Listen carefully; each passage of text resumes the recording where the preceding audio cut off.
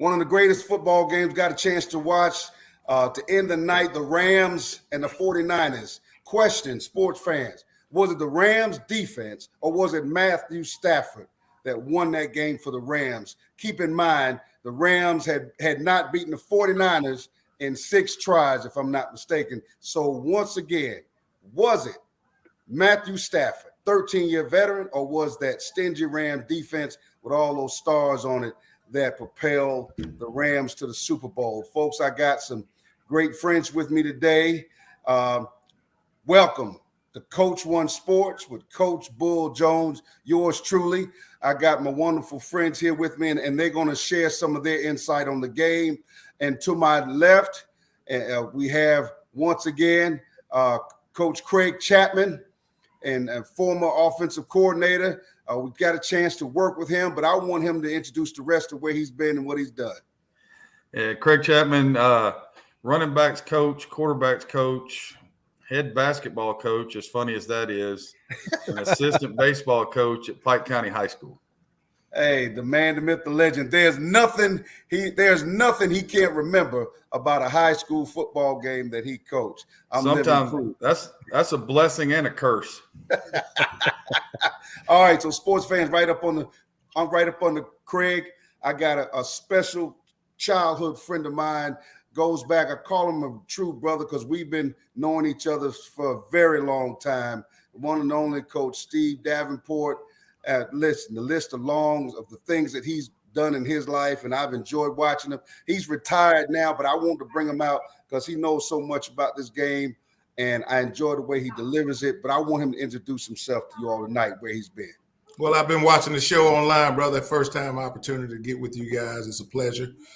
Like Bull said, we've known each other since elementary school. We go way back Gresham Park days. So we fought against each other at Redan and literally fought against each other. Man, we got in a fight at your senior year after we kind of closed the game up. But it's a pleasure to be on, man. I've done some things that I'm proud of in coaching. But it's a brotherhood that I'm appreciative of all the guys that have done so. And I'm just glad to be on Talk a Little Ball with you. All right, sports fans, he's really being extremely modest. He's been he's not only won a state championship, being part of as offensive coordinator, state championship offensive coordinator at Southwest Cab High School. He went on to be a head coach at several schools. Me joining him at Redan High School as his defensive coordinator. But the thing I love the most, him getting a chance to coach on the collegiate level on Division I program at University of Alabama, Birmingham, and then being a former head coach himself as well at Savannah State University, and just being able to come back and finish it up on the high school level and taking so many teams, numerous teams, deep into the playoffs as well as state championship games. So he's being modest, but I'm going to go ahead and say it, sports fans, I need you to know. And once again, former player at Georgia Tech, receiver. At one time, he held the state record for most receptions in the season. I know it almost took about 30 years for that record to be broken. You got a bio sitting there, brother? Hey, man, I know you. So that was say what I got you. I appreciate the accolades, bro. Appreciate the accolades. Hey, listen, you lucky I got you on. We're going to talk some football because it was just me and you. That intro would take even longer. I just wanted to tell you. Yeah, pass it on, man. Let's go. Okay, and down below, we got the man, the myth, the legend, my brother from another mother, Jonathan Lewis from college football. Jonathan Lewis, go ahead real quick and just give your intro, please. So CFB with John on YouTube, College FB Lewis. If you want to find me on Twitter, talk all college football, love recruiting. It's mainly my focus. I actually do watch a lot of NFL football. It's just this year's been kind of chaotic.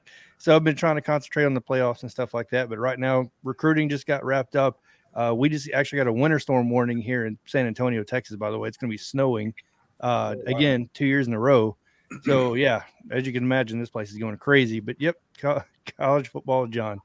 Well, I tell you what, sports fan, he's one of the guys that talk about the stats and analytics of this game we call football and able to transcribe that over to sports fans, and also he's part of the 1,000 subscriber club, and I'm a big hand for him, and I model everything when I'm trying to get to and appreciate what he's brought me in. So let's talk. We get back. Let's roll our sleeves up real quick because I want to talk about Matthew Stafford Rams defense, one of the best, football games that I had seen this past football season. A lot of people think that it's the Rams defense that put them in the Super Bowl. Some think it's Matthew Stafford, but I want to touch on it real quick with you first. Steve, what do you think was the reason why the Rams were able to get to the Super Bowl? Well, I don't disagree with the two items that you picked, but to me, it was the third item is the lack of ability of Garoppolo to hit open receivers. I mean, to me, Garoppolo was the main difference in the game, and there's a reason they're trying to get rid of him. He missed a couple throws that could have changed the game. But I do think the Rams defense played really well. They've got tremendous front, and I think obviously Stafford did a good job. But to me, the difference in the game was the inability of Garoppolo to make some throws when they needed them. Wow. What do you think on that? But let's bounce off that for you, Jonathan. Piggyback off of Steve. Yeah, I would definitely won't argue that as much. I feel like, look, I got to give kudos to Stafford.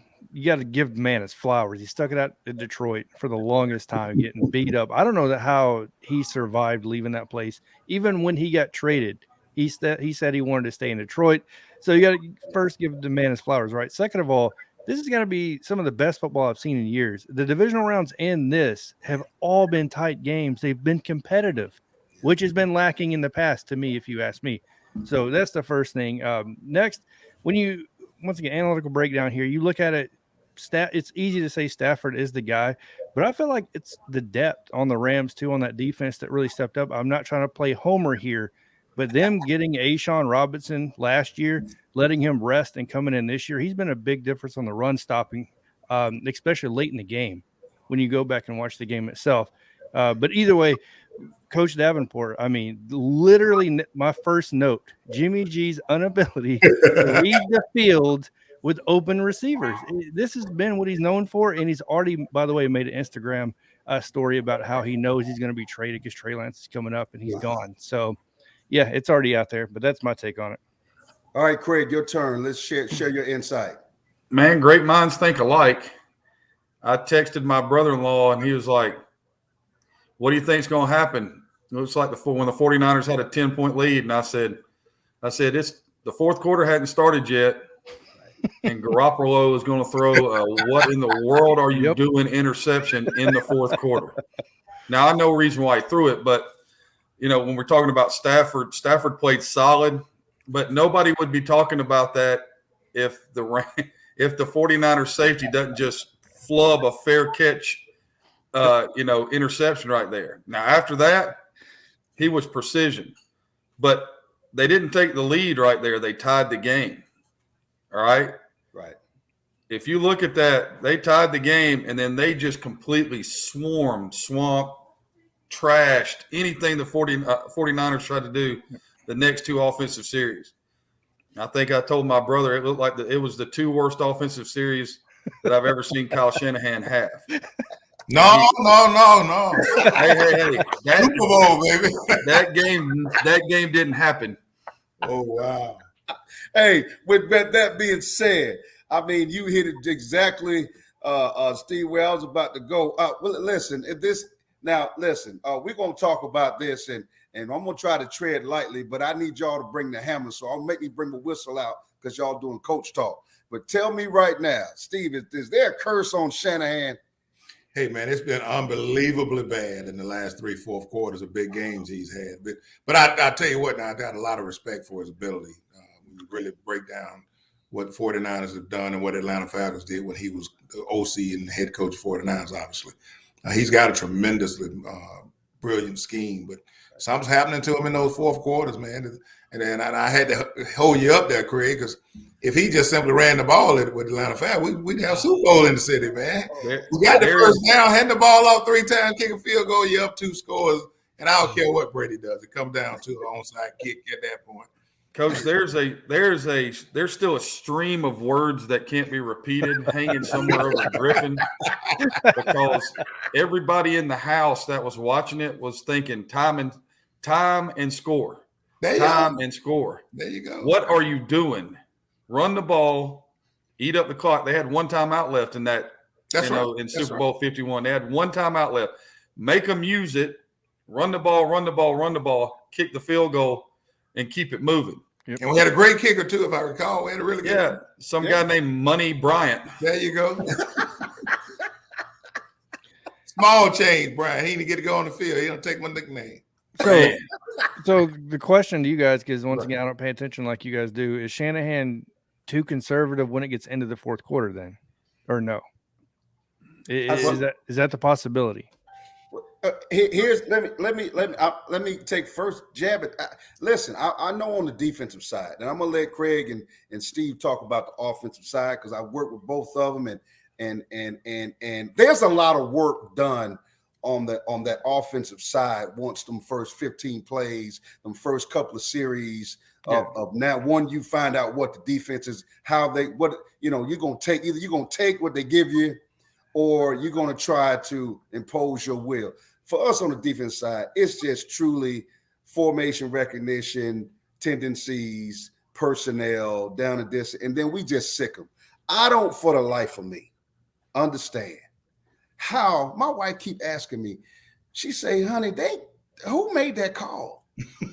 Who made the call?" Now, keep in mind, like most coaches' wives, they're around football, but my wife keeps saying, "You go to school, you got to teach classes." You got to teach 3 to 4 to 5 classes, depending on where you work. Then you then you got kids. You don't get to bring in kids. You don't draft them. It's what shows up in the building, and then you don't get them till 4 o'clock, and then you don't get them again until Monday. So these grown men get paid to make these calls. What in the world? I'm with you, Jonathan. I don't know what to say anymore. Because some of the stuff I look at, I'm like, I don't want to be that guy that sits back and starts complaining. That's the dumbest thing they ever do out here. And this is Coach One Sports. So I got to love the coaching. So I need you guys, Steve, Craig, y'all office guys got to tell me, because I'm not understanding. I'm with Jonathan. If I'm hearing Jonathan correct, I don't understand what's going on with Shannon. Well, one of the key stats, if you look at the game, is you're 1 for 8, or 1 for 9 on third downs when you're trying to rush the ball. Why would you continue the same pattern in the fourth?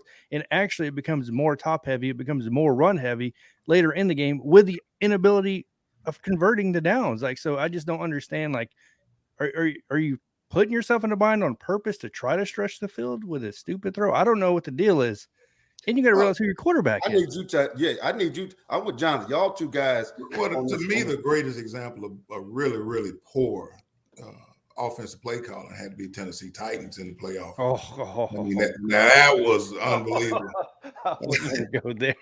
But to get to your point about Shanahan, I just don't think he had a lot of trust in his quarterback. The whole season they've been trying to manage Garoppolo's mistakes and the inability to run the football against the Rams. To me, is really something I'm sure they hadn't counted on. They thought they were going to be able to, and had done it for 6 straight times. So I'm sure there was a disappointment, their inability to run the ball. The Rams did a hell of a job of stuffing the run against them. But the thing about the Atlanta Falcons that year, though, he had it all on his offense. I keep going back to that game with Shanahan. You got to go win your championship right there. Win the ball 3 times, kick your field goal, man. You got a ring on your finger. But I thought going back to the Rams 49ers game, I just didn't think he had a whole lot of trust in Garoppolo. And when a guy put himself in a position where he's made some mistakes to put you in a situation that you lose the game, you kind of, Craig would know this as an offensive guy. If you don't have a lot of trust in that trigger puller, you try to manage not allowing him to mess this thing up. So I give him a pass on that with Jimmy Garoppolo. And the distressful thing for me, being a lifetime Pittsburgh Steelers fan, they talk about bringing him to Pittsburgh, and I'm like, that ain't an upgrade.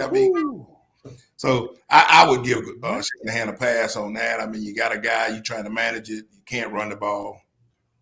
There's a reason you got your best receiver playing running back. Amen. So Tannehill essentially. Right, exactly. Wow. But Tennessee Titans, brother. Ooh. Vrabel's that was inexcusable. Dropping the ball was. Well, if you look at Shanahan's fourth quarters, you go back. If you look in the Falcons' fourth quarter, didn't score a point. Look at the fourth quarter in his Super Bowl. Didn't score a point. None. Look at the fourth quarter on Sunday. Didn't score a point. Now you can argue the reasons why. And we all know as play callers, as football coaches, that there are, you can say one thing, but that don't tell the whole story. Gotcha. In the Super Bowl, he had a receiver running so wide open to the post, and Garoppolo overthrew him by 15 yards. Yeah. It was a touchdown to win the game in a game that most people didn't think they were going to win. Secondly, in the fourth quarter, in his first Super Bowl in San Francisco, they're in field goal range, and Garoppolo throws a "what are you doing" interception that took them out of a chance for points and allowed Kansas City to come back. Right. Then go back to Sunday. It's 3rd and 2. He puts his starting left tackle in as an H-back. He puts him in motion and tries to fool them by running the trap back inside with a fullback. Now, I understood why he did it, but it's one of those things where sometimes you outthink yourself. You get too cute in the moment. Right. Now, where was Deebo Samuel in all this? Because he didn't touch a football in the fourth quarter. Not once. And the Juice, the fullback, when it was 3rd and 2, all I could think of was they're fixing to play fake, throw it to 44 in the flat, get the first down, because that's one of his staple plays in that thing. And, it just didn't show up. And I think Coach Davenport's right. He didn't trust Garoppolo as far as he could pick him up and throw him. That's right. And that's a hard place to be when you're calling plays, because you know what you want to do, but what you want to do and what the people you have doing it for you can do sometimes are two different things. And if I'm not mistaken, I think Deebo Samuel, he got hurt later on in that game. He did. He took a pop. He took a shot later on in that game, and that might be subsequently why they did not go to him in that fourth quarter for any plays, because he took a shot a couple of times and he went back to the sideline. But you still at that point, boy, you can hand the ball to Eli Mitchell. I mean, that's what off tackle power with big tackle coming off that edge. I mean, now you're trying to you're trying to get too cute at that point. No. Hand the ball off and let's keep it going. You're up if I recall, they were up 3 at that point. They were. Yeah. And you had 2 downs to get 2 yards, really. That is.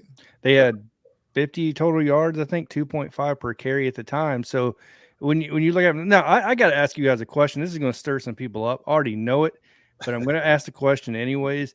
It's going to be, do you think this is a different style of game if San Francisco drafts Mac Jones, who obviously looks like a more proficient quarterback? He would possibly be the starter. Would this be a different game with this Mac Jones quarterback than what we saw with Garoppolo? Oh, wow. Well, I mean, let me tell you from the defensive side, and I'm just looking at Matt Jones back there I'm not fearful of that, because the mobility of a quarterback is what concerns me the most, as much as man coverage and, things I want to do in that area. And I got eyes that are off the quarterback and on their receivers. I'm trusting my pass rush to prove those 4 guys coming, or maybe even 5, because I want to bring pressure. Matt Jones, he as a rookie, he has to prove to me that he's about that moment. And not saying that he couldn't handle it, but he's going to have to. And Craig heard me say this all the time. We was together at Lovejoy. You got to make me say ouch. Yep. Okay. Yeah. I got to have an ouch moment for me to get out of what I do. You got to prove to me that you're that guy. Garoppolo, at least I felt like, because he was more versatile as far as athleticism, that he'd be able to make some things happen. Because I'm assuming that that's part of the staple of the offensive system that the 49ers run, with all that play action and 2 tight ends and 3 tight ends. So for me on the defensive side, now I'll let Steve and Craig tell their side of it about Matt Jones. Go ahead, Craig. It's a great question. Yeah. Another question we can ask on that is, would they be playing in that game if Mac Jones is quarterback? Because I watched what Matt Ryan looked like his first year under Kyle Shanahan, and he made throws that I'd never seen him make before. and I've seen him play every game as a Falcon. There were throws that he threw the ball. He threw an interception for a touchdown against the Colts that it was an angle route over the middle, and the only person sitting there was the linebacker, and he threw it right to him. And everybody talked about how hard Shanahan's system was to run and how hard it was to learn. And so, if we're taking it from a standpoint that Garoppolo has been in that system for what, 3 years, 4 years? 4 total, actually, yeah.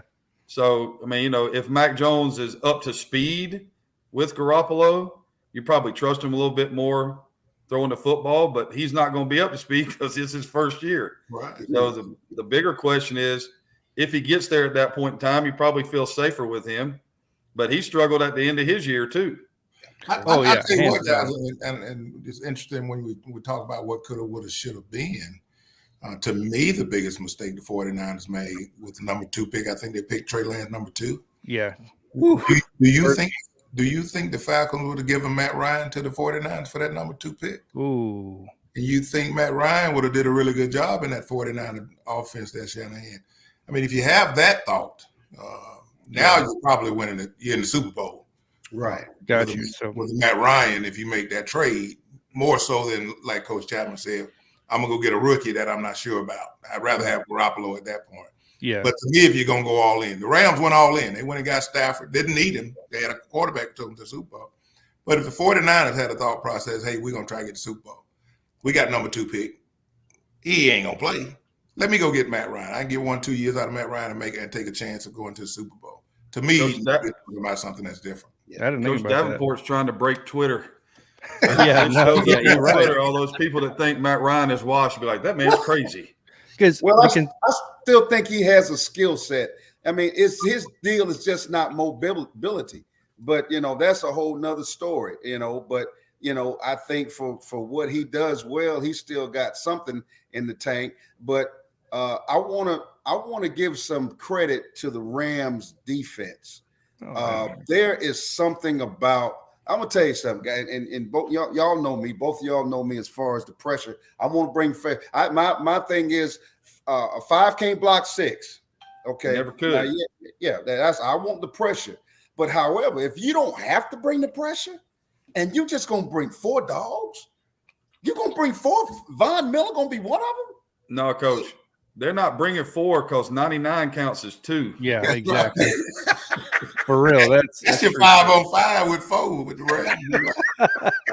But I tell you what, the game of football. I mean, the athletes that people are putting on defensive lines now is unbelievable. All the really good athletes are playing defensive line with that notion that I don't have to bring them all. And the thing that's really astounding, especially on the next couple levels from college and pro, how many they got. I mean, you seeing people shuffle in, more people. Now you're dealing with fresh guys when the offensive line can get worn down. I even saw that with the 49ers. The 49ers defensive front won the Green Bay game. I mean, those 4 guys just went to work. So the thing that astounds me of what's going on, even at the college level, and even to a certain extent high school, the defensive linemen are unbelievably athletic and strong these days. Absolutely. What's your take, Craig, on the defense of the Rams? Because Von Miller, when he came to the team, I just thought that took another side of the defense. You took a whole nother side of defense and said 99 you here and 40 you over here. And the bad part about it is that who do you slide your protection to? How do you handle that? Because if you don't, somebody's got to know where 99 is every play. Matter of fact, 3 people better know where 99 is every play because he ain't just coming from one spot. And he's coming violently, Coach, as you used to say. That's right. Violently. Right. And then 40's coming screaming off of one edge, all right? And then they got a bunch of guys that, play the other side that are screaming off the edge. And then they're playing, you got some guy named Ramsey back there playing corner. They picked up some dude off the retirement heap. He led them in tackles. They just started running. They just started running people out on the field that were supreme athletes. My dad had a saying. He said, when you start looking out on the field, Craig, and you're watching film, and he said, and you start seeing guys playing defensive line that are wearing numbers like 7 and 13 and 20, you better be scared because them dudes ain't always been defensive linemen. They used to be running backs. That's right. And they're going to be fast, and they're going to be on you before you know what it is. And, you know, when we were at Lovejoy, look at us. We had a 32 and a 7 and a 40. And those guys were shaking hands at the quarterback every play. Like, hey, how you doing? How are you doing? And, I mean, you know, you look out there, the Rams, they can do whatever they want to on defense. And Bull, I don't know if you, excuse me, Craig, I didn't mean to interrupt you. But I only mentioned that, Craig, because I came to see you guys play. I was recruiting Vic Hardison. Lovejoy. And I came to see y'all play the night you guys played. I think it was semis. And Bull was going to get them too. Who'd y'all play before the state championship game? Which year? First year we played Warner Robins, and then we played Warner Robins in one semi and North Cobb in one semi. It was North Cobb. I was there. Yeah. Because Shane and I have been friends for a while. It was North Cobb. And you guys were going to get them too, man. And I just recall that same thought process. Hey, man, we'll meet you back there at the quarterback. But I didn't mean to interrupt you, Craig. Oh, that's all right, because that was the night Bull changed defense at halftime on him. Oh, wow. I went man free, and Shane never regrouped after man free. When did you never go man free? I thought you started every game man free, bro. No, he was cover 0, coach. Yeah, we had no safety. I got you. And they started running doubles, motioning the trips, and then they were taking the short side receiver, cracking the inside linebacker. We're in cover 0, so you're blocking 2 with 1. And they kept running the speed option, and Bull came in at halftime and said, we're going to fix this. And we fixed it, and they didn't pee a drop in the second half. Not one bit. Shane kept throwing the ball around. I don't know what. He was up 21. I think he was up 21-0, 21-7. 21-7. He kept throwing the ball. And we kept catching it. What was the final score? 63-42. Oh, my gosh. That was the highest scoring semifinal game in the state of Georgia. Wow. That hadn't been broken yet. Yeah, that was amazing. So it was the pressure. And then that's the thing. I marvel, and from a stat point, you know, Jonathan, correct me if I'm wrong, but you know, it looked like the Rams were not doing as well after the first half, but when the second half started, it's just like what Steve said. Those linemen for the Niners got tired. And, dude, you got to deal with 99. 99 he has a 6-pack. What defensive linemen have 6-packs? You know, analytically, you could talk about it all day long. But to me, because I'm not a coach, right? I have to look at it from a fan perspective. I go to the games and watch them, whatever. For me, it comes down to one simple thing. If 99 or Von Miller and these guys are on the field, it's, you know, how many times do you want to stand in front of this guy and get hit, right? Eventually, it has to wear on you. It's like when you tackle Derrick Henry. You can only want to step in front of this guy so many times until you're like, okay, I'm going to give a little bit, right? Over time, depth becomes an issue and stuff like that. Because if you look at the analytics in the fourth down in the second half, especially in the fourth quarter, you know, the Rams defense actually tightened up a lot. Versus, you know what I mean? And you compare that to the 49ers where it just loosened up a lot. And, you know, you can sit here and talk about this all day long, but third down conversions, which, you know, I'm big on that. Right. If you don't convert on third downs, in my opinion, it's hard to win games.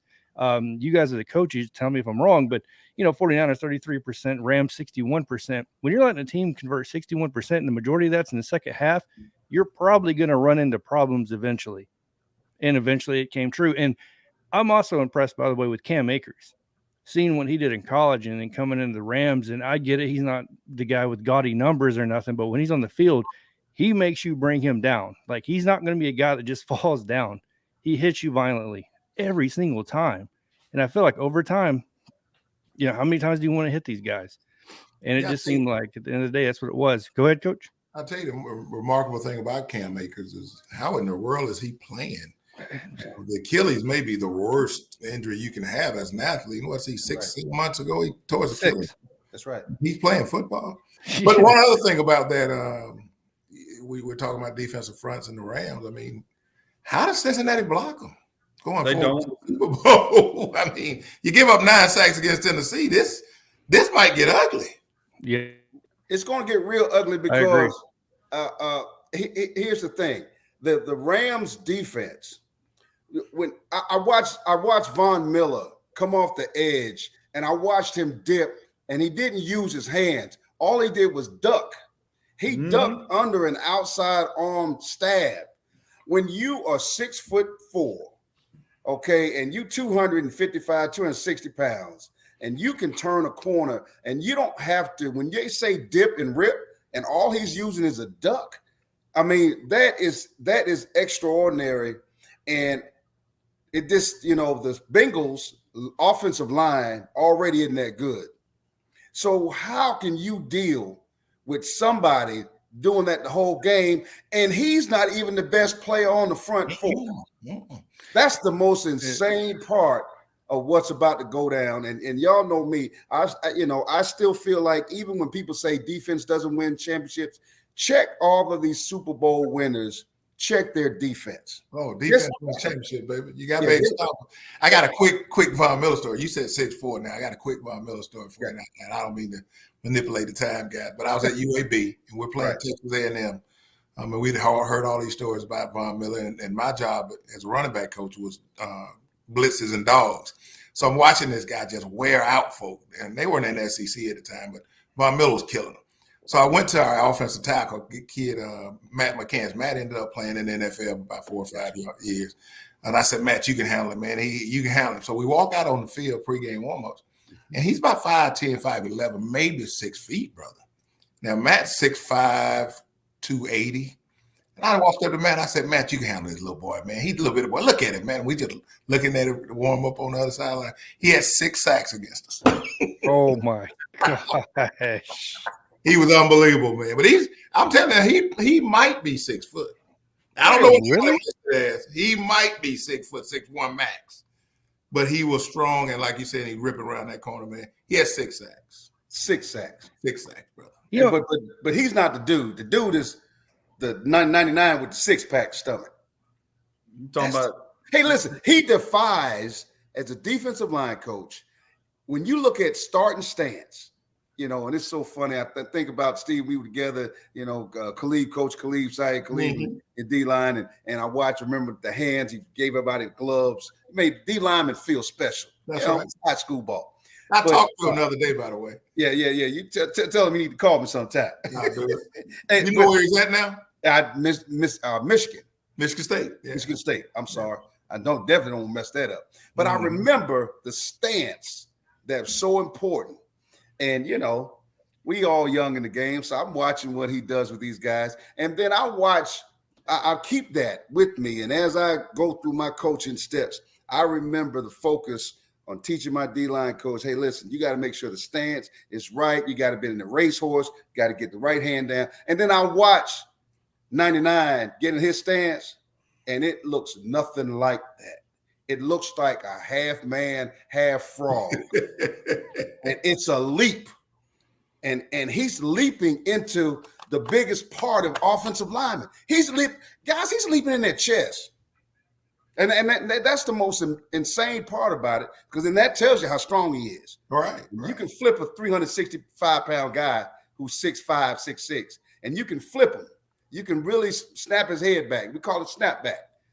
That's why them linemen have back problems and they get out of the game after a while. And that's why they get all that weight off after they finish playing, because they spend a career, people like number 99 for the Rams, snapping their neck back and making their back hurt.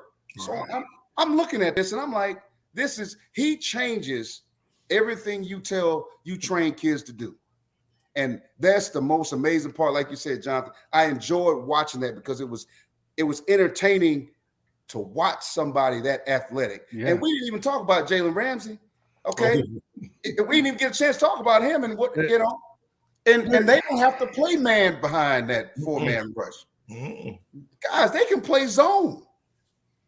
And nothing against Jamar Chase, and T. Higgins, but unfortunately, somebody's got to block those dudes. And which one of y'all said it perfectly? The whole deal is the Rams can bring in a whole nother 4. Yeah. Cincinnati can't bring in 5 linemen. And so what's that sound like? If they did, they'd already have. You're right. Yeah. Now, let me ask you all this. There's an elephant in the room. Neither one of us have mentioned it yet, so I'm going to go ahead and bring it up. But what are your thoughts on Odell Beckham? Oh, thanks for still finally getting to the Super Bowl. Thank you. I want to start with you, Craig. Then we go to you, Jonathan, and then D-Port. I want you to close. I want you to finish it up. Go ahead, Craig. I hope he scores because I want to see the celebration. Because he's got something planned. But I mean, good for him. I mean, the guy's a great player. He came up big on Sunday.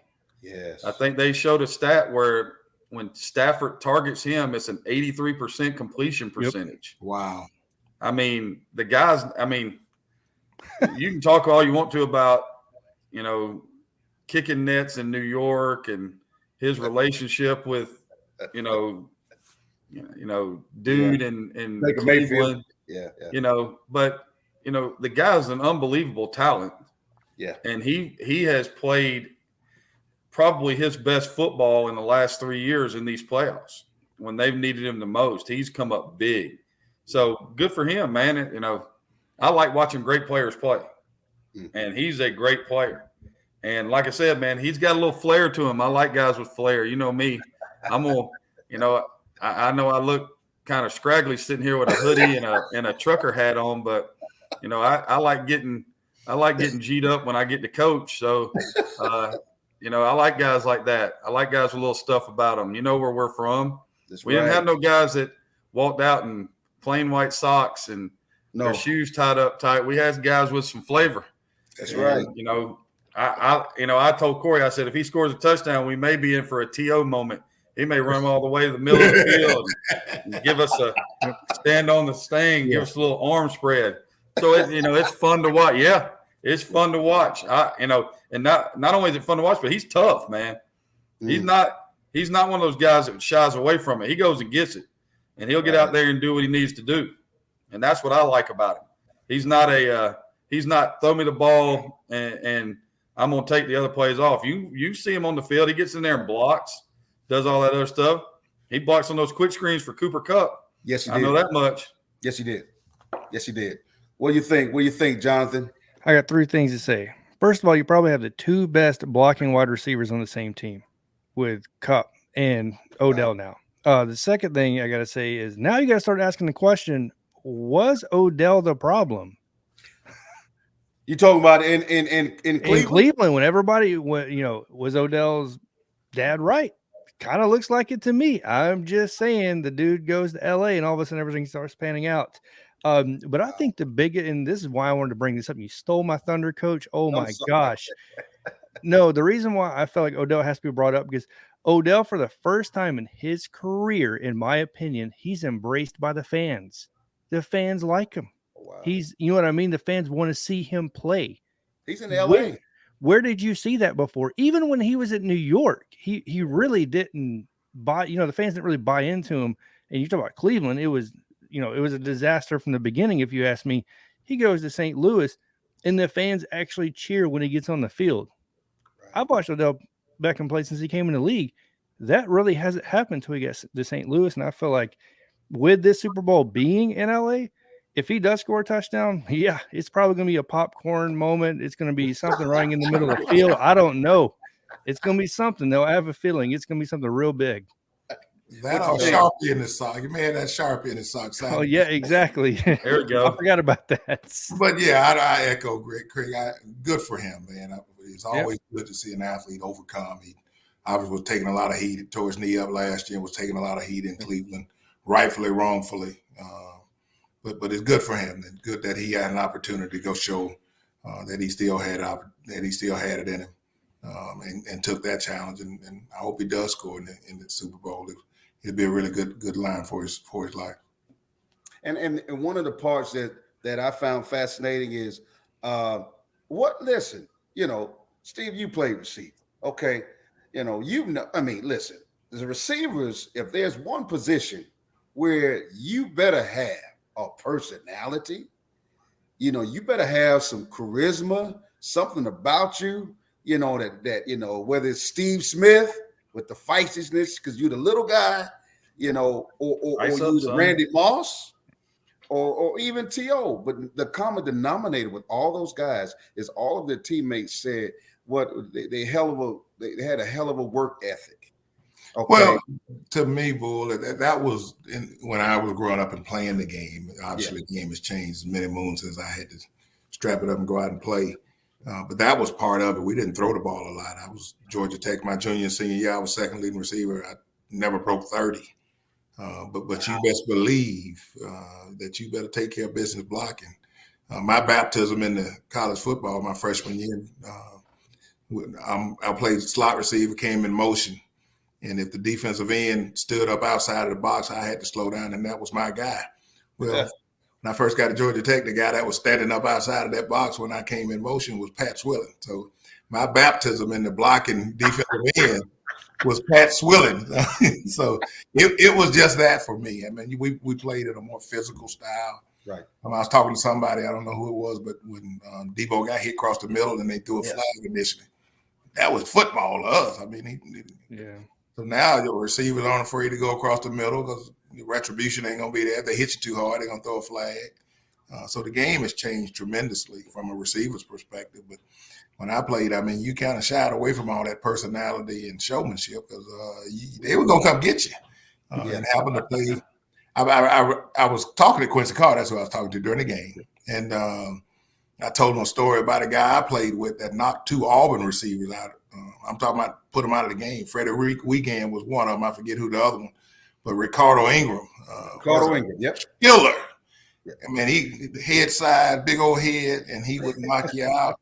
Right. But in today's college football, every one of those would have been targeted penalties. Every last one. So, I mean, the game has changed so much that it allows you to say, well, I'm going to show you up because I know you can't do that. It's almost like the teachers in the classroom and know the bully can't beat you up because I'm going to show out because the teacher's here. But the game has changed, and it's for the better, obviously, for the health concerns of those involved. But the game has changed so much now that it's not even the same game. Well, I think it's justice served because what if Robert Woods hadn't gotten injured for the Rams? Oh, my. I mean, and you know how great of a player he is, okay? And you got Cooper on the other side. Odell, and they even talked about it. I heard it on the show when he was talking about how he was hesitant about wanting to come to the Rams. And I guess he's gun shy over everything that, how people perceive him, and it's just, and that's another reason why, with this show, just want to, and when I bring, special guests on, athletes, I want them to get their roses too, and I often say, we as coaches, you never get this. What other job on the face of earth where everybody in America is watching your move on Friday night or Saturday afternoon and on Sunday afternoon and evening, and everybody gets a chance to ridicule you and second guess you, and you did this wrong, or you didn't make that play, or the player didn't do it right. When the guy at Microsoft or wherever, IBM, when he makes a bad decision, the executive guy in charge, it's just, it might come out in media, but maybe it's just in-house. Everybody doesn't know if that strategic plan doesn't work properly. It's not a big deal. But, in football, and that's why, hats off for Odell Beckham, because he went through a lot. It's tough. Yeah. It's tough playing in New York. Everybody can't play in New York. There's some that made it easy, but they were characters too. Oh, absolutely. So Odell to come over, and he haphazardly did it, guys. He's Von Miller had to convince him, man, come over here. Yeah. So to watch him get a chance to be a part of that, I forgot about Matthew Stafford. I forgot that he came from Georgia. I forgot that he got knocked around. I forgot that, Megatron had left and he's sitting up there ducking bullets now because he doesn't have anybody to throw to. But now Stafford gets to be a part. He gets to write his own history. And, Steve, I know you've had a chance to, especially, on the collegiate level when it's coaching and seeing those guys. There were a lot of people that thought Matthew Stafford had all the skills, and the arm. But we all know it takes more to be the man to in that position. I want y'all to both of y'all to expound on that about Stafford and where he is in the eyes of the public. And then, Jonathan, I want you to come in with some stats about him that people might not really realize how many things he's done really well in his 13-year career. Oh, absolutely. Craig? Being a Tech fan, I didn't get to play at Tech like Coach Davenport did, but being a Tech fan, when we're surrounded by these damn dogs, ain't we, Craig? Unbelievable, man. Just can't go anywhere without getting hit up these days. It's over with in the state of Georgia. Right. Yeah, man. Until somebody fixes the ship in Atlanta, we got a long. I saw that look, Coach. I understand. I understand, but when Georgia was ranked number 1, and you had Stafford, and you had Noshawn, and I think the year before Noshawn had jumped over somebody, and they had that picture posted everywhere, and then they didn't finish, in the top 10. They lost 3 games, lost to Tech, and then his talent, his arm strength, right. And at the time he was running a lot of zone read in college, so he would run the football some, and that's a big joker. I mean, he'd run the football, and he looked like, I don't want to tackle him. He's bigger than the DBs. So, you're sitting there thinking, this guy's got a chance to go into the NFL, and they're going to put him in one of these pass, friendly systems, and he's going to throw for 5,000 yards every year, and then he goes to Detroit. Now, Detroit had Calvin, but that was all they had. I think they went years without a 100-yard rusher. Yeah. And it was, throw the ball to Calvin, or, Stafford's got to make a play, or, hopefully we'll win on Thanksgiving. And they played 3 playoff games in Detroit when he was there. He's played 3 playoff games this year in his first year in LA. So, I mean, when you talk about playing quarterback, there's a lot of things that go with it.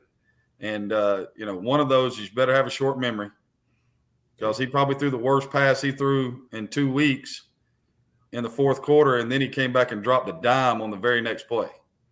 Beautiful. And, I mean, you have to be fearless. You have to be able to stand in there and let guys come, in there and take full speed shots at you while you're throwing the football and not looking at them. So it requires a lot of intestinal fortitude to stand back there and take that during the game. And then it requires even more to hear all the people that have never been in that position take shots at you all week about what you can and can't do. And you can't win the big game. Couldn't win the big game in college. Couldn't elevate a program in Detroit that's never been elevated. They hadn't won anything since 1960. I mean, and you were supposed to be the savior of that. Right. And then you got traded, and everybody, when they got traded, they were like, Detroit won the trade. And I was like, yeah, Detroit won what? I'm looking at Stafford going to LA thinking, dude out there, he had golf and they went to the Super Bowl, and now he's got Cub and all these weapons, and you got Aaron Donald on defense.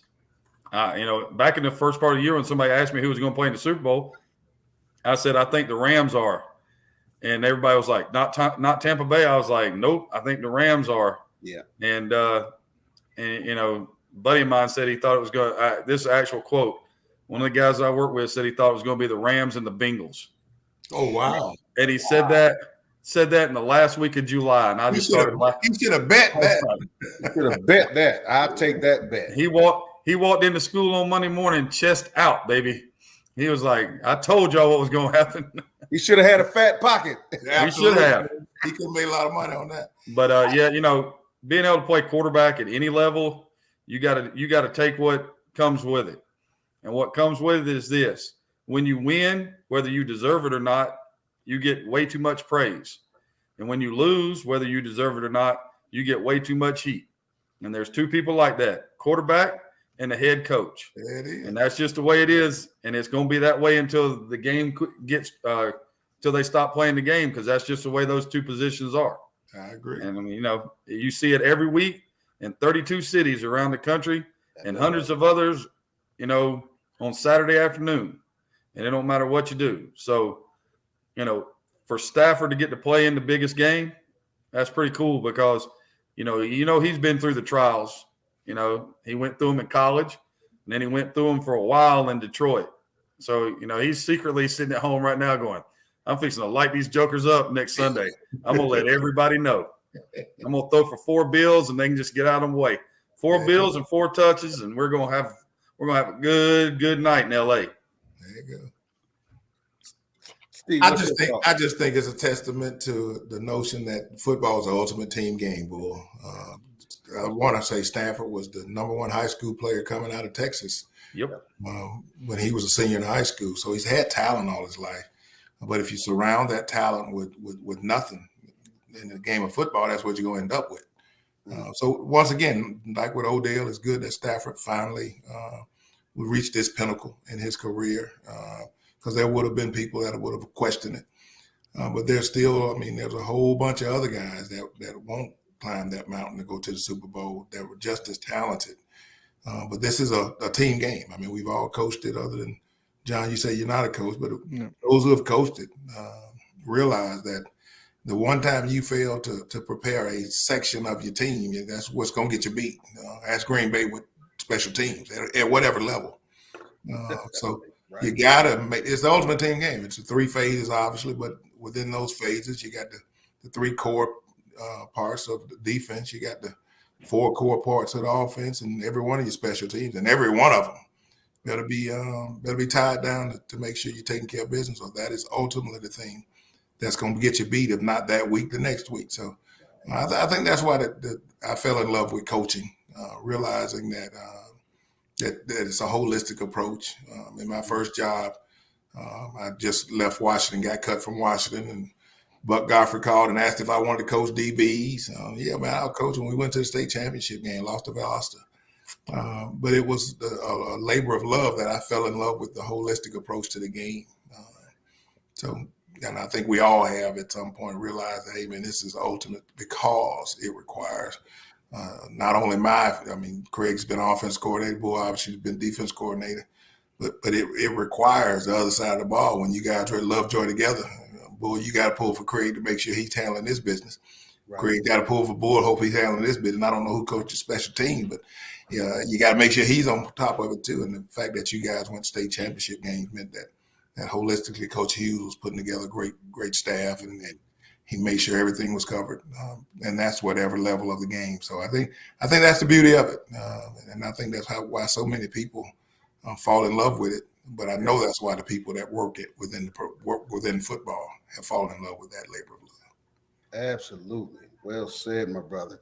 All right, Jonathan, let's roll. What are your thoughts on Matthew Stafford and this journey? You already know what's coming here. First of all, he played in Detroit. This is often since 2009, right? I feel like the first thing about Matthew Stafford that should be said more than anything is his toughness.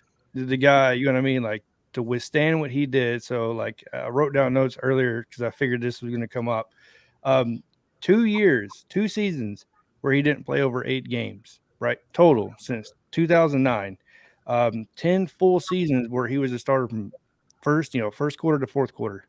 10 seasons, that happens. Right. And he only made 1 Pro Bowl off of these stats, and I'm about to read out, by the way. He was an alternate, but you know what I mean? Right. This is where this guy, once again, I have been praising this guy for years. He leads Detroit, right, in all these categories, by the way. 2,634 completions, 30,303 yards, 187 passing touchdowns, and a passer rating overall of 86.8. And the man has made 1 Pro Bowl. 6 4,000-yard seasons. He did have a 5,000-yard season. I believe it was 2011, if I remember correctly. But either way, and then he's had 25 fourth-quarter comebacks. Yes. Ooh. You could sit here and you could try to bring down Matthew Stafford all you want, and I know none of us are going to do that. But this man has done nothing but what he's been told, and lead the Lions when he was asked to, lead the Rams when he's been asked to, adjust to a brand new system, right, when he's been asked to, and has done nothing but succeed everywhere he's been, including Georgia, in my opinion. So, yeah, I don't know how much more you can ask out of a quarterback than Matthew Stafford. I know you can't compare him to Brady. Obviously, I would never do that. Right. But when you're starting to, compare quarterbacks and what they've done in a time span that Stafford has done, who's put up with that much punishment at a team for that long and put up these numbers and been that successful. It's hard for me to remember anybody. I'm only, 36 years old. You guys can probably expand on this. I can't name somebody really that's put up with a team and held onto an organization this long and didn't want to leave. And then now he gets his chance, to go to the Super Bowl. And if he wins it, holy, him and Odell both, and it's going to be once again in LA. Oh my gosh. I can only imagine the parade or the after party. I tell you what, John, I'll toss something out there at you. We talked about him a little earlier today. Somebody sent me a clip of Matt Ryan. Let's just assume we only get to put one guy in the Hall of Fame. Is it Matt Ryan or Matt Stafford? Oh, you want my honest opinion? Absolutely. It's probably going to have, it's just a heartfelt story, man. I'm going to have to put Stafford in. And the only reason, I don't know, I have to go back and look, because the thing about it is when you look at what Matt Ryan has had around him, but at the same time, I'm not a fan of any of the Falcons organization, by the way. And Hall of Fame wide receiver. No, Julio Jones, hands down, one of the best, right? And then you talk about Megatron with Stafford. What I would have to go back and look at, so I can't give you an answer. I would need to go back with. I'll be honest with you. I've never been a fan of Arthur Blank is his name, right? The owner. So I've never been a fan of him in the first place. Since he's on, I guess you can say since he's on the team, and the decisions that have been made. Other than, Julio, a lot of questionable decisions on the defensive side, in my opinion. Most likely, so you guys can speak on this more than I can. This is a lot of influences from the GM side, correct? GM down to the coach for the drafts, right? Right. That's what I would assume. So I guess I have to put a lot on the GMs, obviously. But when you're talking about these guys going into the Hall of Fame, I don't know. Only one. That's a hard one. What you think, Will? I think that Matt Ryan has to go in. What he's been able to do, the consistency of his performance over all the years that he's been in the NFL. And you can't break it down to one play that is going to have to mark his career, because that was a call made from the sidelines, and the decision that ball, he was asked to run a play that it just shouldn't have happened. We all know that, but that should not damper his legacy. I think that he has been a mark of consistency. I don't think that we're really going to appreciate him here in Atlanta until he leaves. And then everybody's going to say, damn, we sat all this time and made this fuss about him. And I hear that work. Every problem, forget that the Falcons lost after they were up by 20 something points. And Matt Ryan helped them get those points. Everybody says, well, it's Matt Ryan's fault. I think he just gets too much blame. I think he should go in the Hall of Fame. Nothing against Matthew Stafford. I think that could come for him, but I'm going Matt Ryan. Who you got, Craig? Oh, you know who I'm picking. Matty Ice. It's definitely Matt Ryan for me. And I'm going to tell you why. I could go through the whole list and litany of things that I like about Matt Ryan, but I sat in the Georgia Dome on Thanksgiving night and watched Joey Harrington, Byron Leftwich play quarterback against Peyton Manning, and the Falcons got beat 38-10. I was there. It was fun because I got to watch Peyton play. But that was the year with the whole Vic fiasco, right, and the Bobby Petrino fiasco. Oh my! And then in the offseason, there was the debate at 3 about who do you draft at 3. Do you draft Glenn Dorsey or do you draft Matt Ryan? And I can tell you where I was at when they drafted Matt Ryan. I was at the Lake House with Coach Al Hughes, and I saw the draft pick, and I didn't know whether I should like it or not like it. All I knew is that we didn't have a quarterback, and we were drafting a guy from Boston College who, let's be honest, what you know about Boston College is, Doug Flutie. Yeah. So, to throw. But the fact is, I knew where the Falcons were in 2007. And then from 2007, when they came in and released all the rankings for 2008, and the Falcons, there was people picking them to go 1-15. 2-14, and they won 11 games. Yeah. And that joker's been playing quarterback in Atlanta against, the Saints have been really good in that time. Tampa's had some really good defenses and lately some really good teams. Carolina had the Cam years right there where they were, and then you had Kuechly and all those guys. Rodgers has been in the league. Brady has been in the league. You can go through the whole thing. Manning, all of those dudes have been in the league. And so, being in Atlanta where there's not a whole lot of, history with the Falcons, they played in 2 Super Bowls. Right. But the fact that you went from a laughingstock in 2007 to a playoff team in 2008, and the guys played for that many years behind some rather suspicious offensive line picks, and he's missed 3 games. And the whole time, his longevity, his consistency, and the fact that, if you ask me, I know that they had Michael Turner, and I know his early career was much more in line with what Matt should be doing. It's a run game, play action pass off of it, which is why I think they hired Arthur Smith. And they didn't go after somebody like Bieniemy, who's much more wide open. But, from that perspective, that's the reason why I would take him. Of course, I'm a Falcons fan, so I'm definitely have bias. Well, I'm not going to say that Stafford shouldn't be in. But if you were asking me between those two, I would take Ryan. And okay, I'm biased, but I'm not going to apologize for that bias. So I did forget about something. So yes, I do believe Ryan should be in for a couple of I did completely over blank Stafford. this. Yeah, no, Ryan would be in over Stafford. Number one, I did forget Matt Ryan. Correct me if I'm wrong. Did win the MVP? Correct, 2016. Yes. 2016. He won the MVP and Offensive Player of the Year, and he's been into 4 or 5 Pro Bowls. So yeah. I mean, when you stack it up, man, he has like almost 60,000 passing yards. The last time I looked way back. Yeah. When you look at that end, I did forget about one key thing that you just said, Craig. He only missed 3 or 4 games, right? Total. 3. Okay, so I mean, I'm putting in there. I mean, to me, with all that stacked up, you can't really not put him in over Stafford. I asked that question, guys, because it harkens me back to what we started the conversation. Because I think it's Matt Ryan right now, but I think it changes over to Matt Stafford if he wins the Super Bowl on Sunday.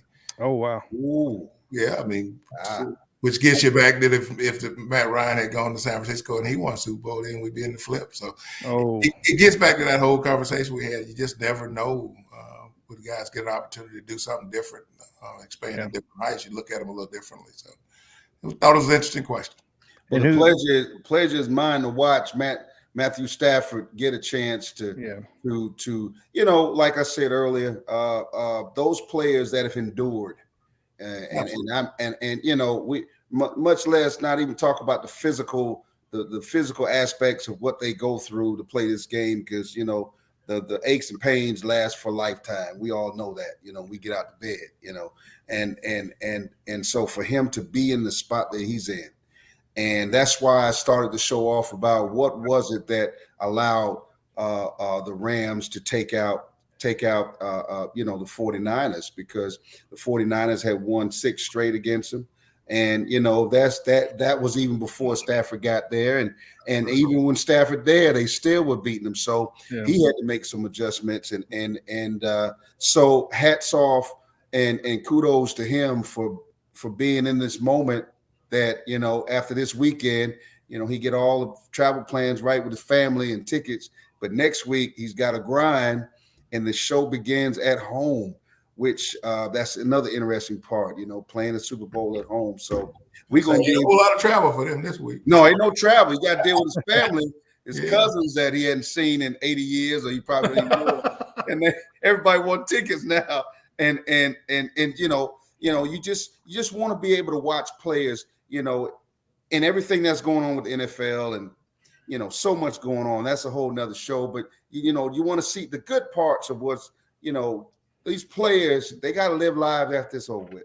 That's right. And the reality of it is, I'd love to see Odell Beckham. I'm like you, Jonathan, and I want to see what he's going to do when he scores that touchdown. Yep. And it's going to be much deserved because everything he's went through with the injuries and bouncing back. And people don't even talk about the scars of, recuperating and rehabilitating. That's a whole nother show that we'll do later, guys, that we need to come together and talk about because it's real. They have to live with that the rest of their lives. There might be some body parts that don't work the same because they gave those 4, 5, 6 years to playing this game we love called football. But with that said, fellas, I'm glad that we got a chance to talk about, the Rams and their success and even talk about some other parts of what happened in that game with the 49ers. At the end of the day, I think we all agree, and I think Jonathan said this earlier, that the NFL, these playoff games, it hadn't been the blowouts this year. They have all been really good games and watching everything coming down to the last series, the last play, overtime. I mean, how many games we had go to overtime? That's crazy. It feels like half. So we're living in a good moment. So I know everybody's going to get their stuff together, not this weekend, but the following to be able to enjoy a game. And you know me, guys, defense wins championships, but heck, who knows with Joe Cool out there, right, Steve? Ain't no telling. That offensive line better show up. Well, we're gonna come back. We're gonna come back and real soon and get back and give our. I don't want the score predictions this week. I want us to wait, let these guys marinate, and we're gonna come back and talk about the keys to the game and how the Bengals are going to win this game and how the Rams are going to win this game. And so those predictions we'll leave for then. But for now, gentlemen, I want to thank y'all for coming on and let's just having some fun on Coach One Sports.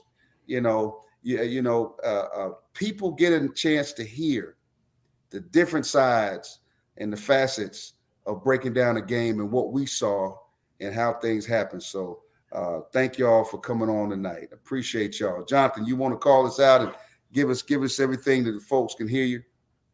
Yeah, CFB with John on YouTube. That's pretty much it. College FB Lewis on Twitter. I do want to point out one more key thing here to show you how excited Matt Stafford was in that championship game, by the way.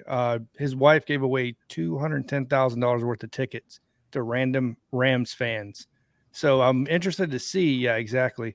Interested to see if they're going to give out tickets to random fans for the Super Bowl. Supposedly they're doing that. So, yeah, putting their money where their mouth is. And another player that endured a lot, sorry, one more thing, that never got the recognition. I thought Joe Thomas with Cleveland, the offensive lineman, my gosh. So either way, CFB with John. That's where you can find me on YouTube. Craig, I enjoyed it again. And Steve, hey, just get ready to have your corner ready and get ready when you make that call and you get ready to come on down. And we got some hot things we're going to talk about. We got the draft coming up. We got to talk about the draft and combines, all that great stuff. So thank you guys tonight for let's just having some fun and talking some football. Enjoyed it, guys. Anytime, boy, anytime. Y'all take care. Have a good evening now. Thank you. Enjoyed it. Once again, Coach One Sports. Enjoyed it. Coach Bull Jones enjoyed it. Thank you. Get a chance to coach one, teach one. That's the whole deal. Having fun. We appreciate you. We'll see you later.